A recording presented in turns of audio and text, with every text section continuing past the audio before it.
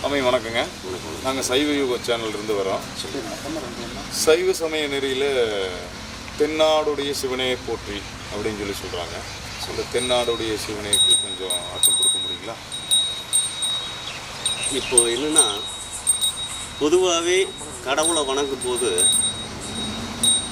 பாட்டு பாடினாலும் சரி, அவரை பற்றி சொன்னாலும் சரி, சிவனாக இருந்தாலும் எந்த கடவுளாக இருந்தாலும் நாம் என்ன பாடுறோமோ என்ன சொல்கிறோமோ அதனுடைய பொருளை முதல்ல நம்ம உணர்ந்துக்கணும். கண்டிப்பாக.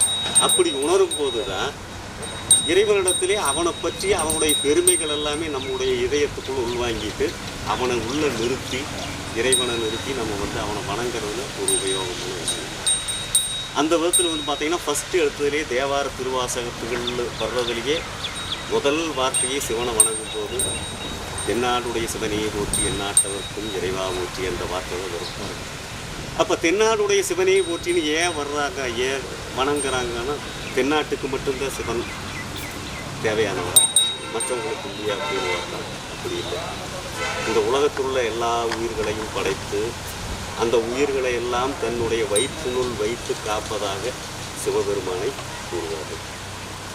அப்போ தென்னாடுடைய சிவனே என்று ஏன் கூறுகிறார்கள் பார்த்தா, முதல்ல ஒரு காலத்தில் இப்போது காலங்கள் 4 காலங்களாக யுகங்களாக வகுத்திருப்பாங்க.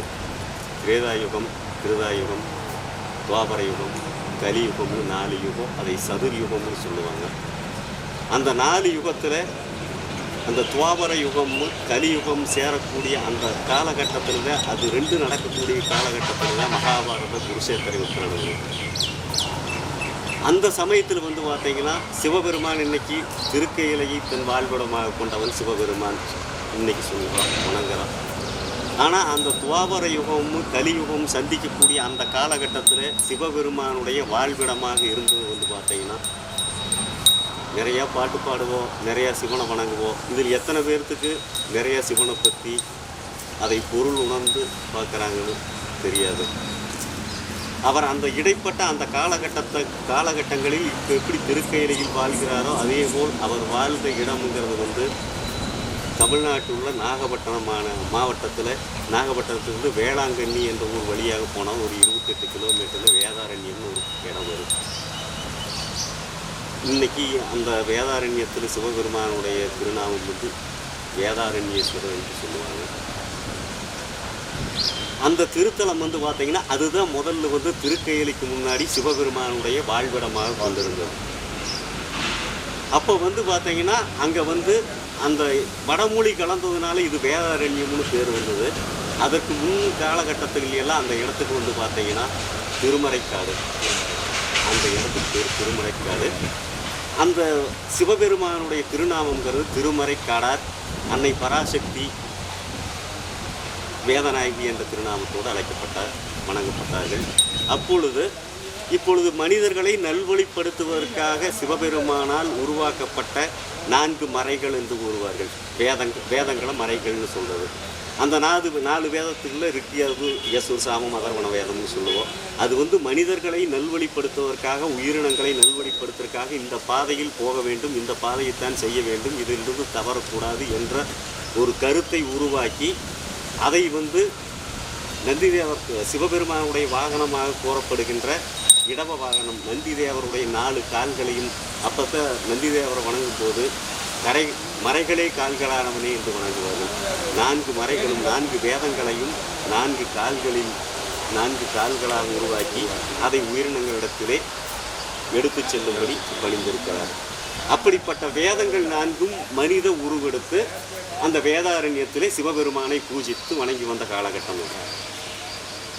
அப்போ தான் பார்த்தீங்கன்னா, அந்த துவாபர யுகம் போய் கலியுகம் நெருங்கிற காலத்தில் சிவபெருமானிடத்தில் அந்த 4 வேதங்களும் மனிதர்களாக உருவெடுத்து வணங்கி வந்த 4 வேதங்களும் ஒரு கோரிக்கை வைக்கிறது. இனி வருகின்ற காலகட்டத்தில் மனிதர்கள் தங்களுடைய இயல்பான நிலையிலிருந்து மாறி, தங்களுடைய வாழ்க்கை நெறியிலிருந்து மாறி அதர்ம நெறிகளிலெல்லாம் செல்லுவார்கள். ஆகவே தாங்கள் இவ்விடத்திலே இருக்க வேண்டாம், திருக்கையிலை செல்வது உத்தமமானது என்று வேண்டுகோள் வைக்கிறது அந்த 4 வேதங்களும்.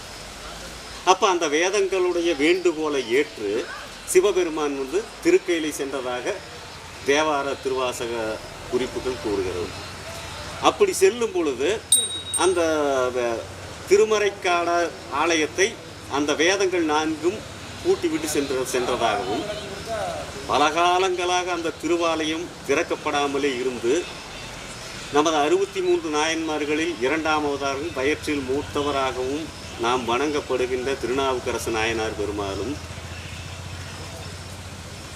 அன்னை பராசக்தி இடத்திலே ஞானப்பால் உண்ட ஞானசம்பந்த பெருமாள் இருவருமாக பல திருத்தலங்களிலே திருப்பதிகம் பாடிக்கொண்டு அந்த திருத்தலத்திலும் இப்பொழுது வேதாரண்யேஸ்வரர் ஆலயம் என்று அழைக்கப்படுகின்ற திருமறைக்காட்டிலும் சென்று அங்கு செல்லும் பொழுது அந்த சுற்று வட்டாரத்தில் இருக்கக்கூடிய மக்கள் எல்லோரும் இந்த திருவாலயம் நீண்ட நாட்களாக பூட்டியே கிடக்கிறது, இதுவரைக்கும் திறக்கவே முடியல, நீங்கள் ஏதாவது நல்வழி செய்தால் நாங்கள் வணங்குவதற்கு உதவியாக இருக்கும் என்று இவர்களிடத்திலே பணிந்த பொழுது திருநாவுக்கரசு நாயனார் ஒரு பதிகம் பாடுகிறார்.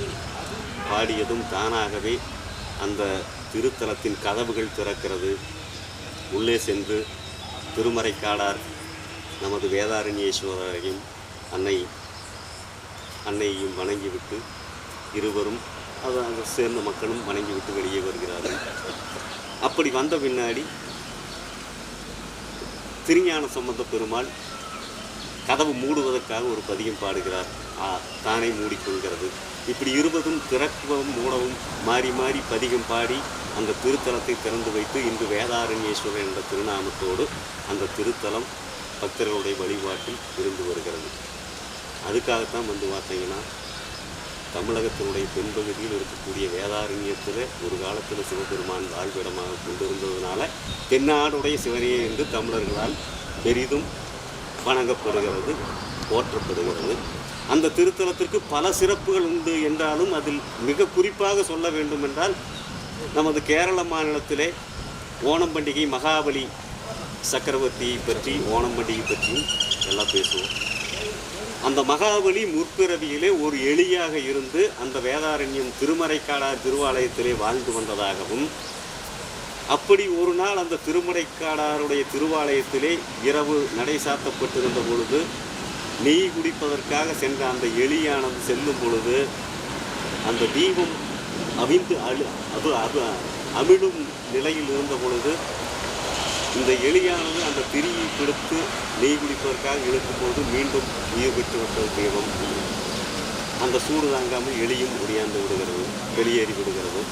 அதை அப்படி அந்த அமிழ்ந்து போகும் தீபத்தை அந்த திருவாலயத்திற்கு ஒளியவே ஏற்றிவிட்ட ஒரே காரணத்துக்காக அந்த மகாபலி எலியாக இருந்தவன் அடுத்த பிறவியில் கேரளாவிலே இன்று எல்லோரும் மக்கள் தங்கள் தலைவன் வருவான் என்று எதிர்பார்த்து ஒவ்வொரு ஓணம் பண்டிகையும் கொண்டாடி கொண்டிருக்கிற மகாபலி சக்கரவர்த்தியாக வாழ்ந்தான் என்பது அந்த தேவார திருப்பதிகத்திலே கூறப்பட்டுள்ளது. இது மட்டும் இல்லாமல் ஒவ்வொரு வார்த்தைகளும் சிவபெருமானை வணங்கும் போது அவருக்கு ஒவ்வொரு வார்த்தைகளுக்கும் காரண காரியங்கள் இருக்கின்றன. அந்த காரண காரியத்தை உணர்ந்து அதை தன்னுடைய மனதில் இருத்தி கொண்டு வணங்குவது மிகவும் சிறப்பானது. இந்த பதிவை பார்த்து கொண்டிருக்கின்ற பக்தர்கள் எல்லாம் யாராக இருந்தாலும் தயவு செய்து திருக்கையிலே போக முடியாது, நிறைய பேர் போகிறதுக்கு உண்டான வாய்ப்புகள் இருக்காது. சிவபெருமானுடைய வாரிடமாக இருக்கக்கூடிய திருக்கையிலே செல்வது சிலர் போய் வரலாம், எல்லாரும் போய் வர்றதுக்கு வாய்ப்பு கிடைக்காது. ஆகவே தயவு கூர்ந்து சிவபெருமானுடைய முன்னாள் வாழ்விடமாகிய வேதாரண்யேஸ்வரர் என்று இன்று அழைக்கப்படக்கூடிய திருமறைக்காட்டிலே சென்று திருமறைக்காடாரையும் தற்போதைய வேதாரண்யேஸ்வரை வணங்கி அவருடைய திருவருளை பெற அன்போடு வேண்டிக் கொள்கிறோம்.